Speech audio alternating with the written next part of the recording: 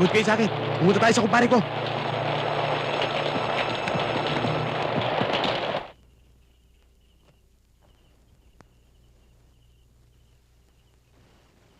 Napakawalang kaluluwa talaga ng dolyenteng yan.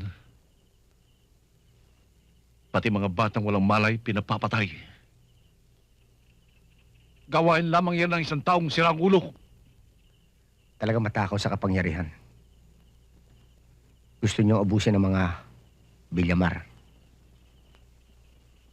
Tama naging pasya mo, pare, na dito kayo magtago. Ligtas kayo rito.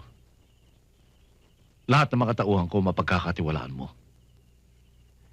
Ikaw nga kaagad ang naisip ko, pare. Siya nga pala.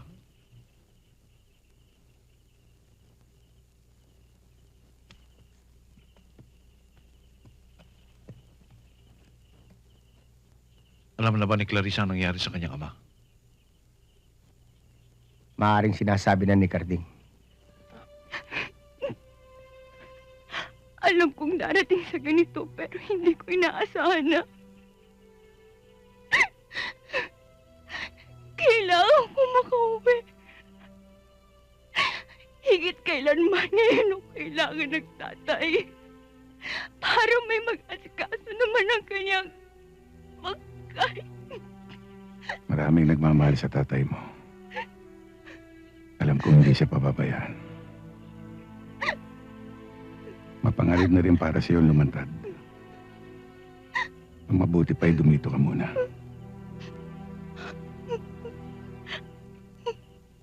Sa kalagayan natin ngayon,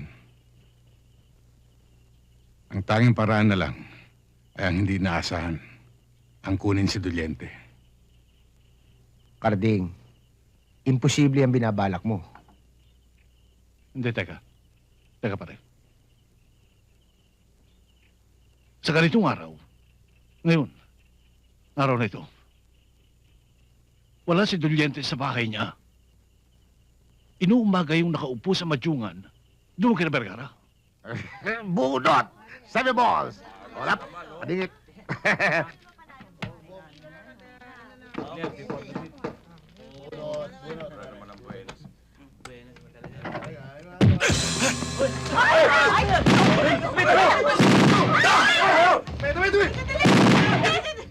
Dulyente, sumama ka sa akin. O gusto mo nang maiwan dito?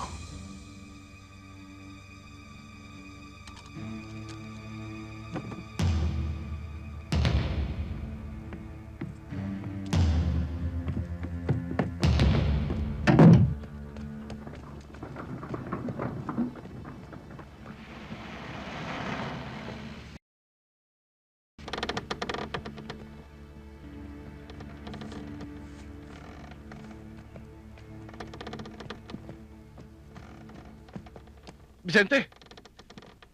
Nagkakagulo ang mga tao sa bahay ngayon. Ay, ka na muna, kape mo.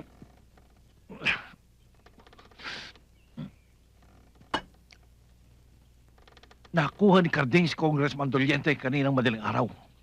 Pinaghahanap sila ngayon. At may paanunsyo pa. Magbibigay daw ng 100,000 piso sa sino mo makakapatay kay Carding. Hinahalughog nila ang mga pinagtataguan nila. At lahat ng bahay pinapasok.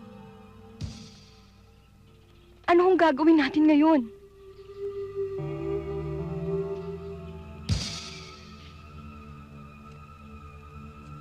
Villamar! Villamar! Sa mga oras na ito, ay sinusuyod na ng lahat ng mga tauhan ko ang buong ebangelista! Sa paghahanap sa akin at sa iyo!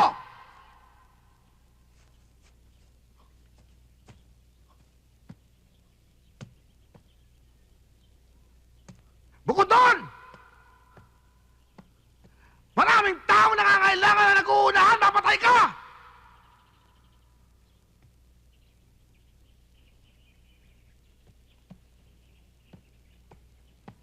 Dahil na rin sa malaking halaga na nakapatong sa ulo mo!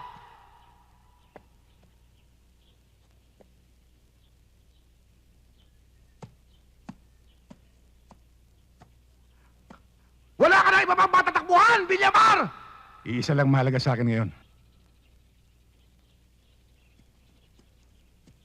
Ang kaligtasan ng mga pamangking ko.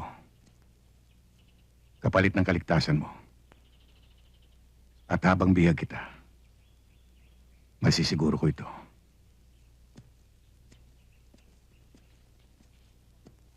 Hindi pa naman huli ang lahat. Maaari ko pa namang makalimutan to.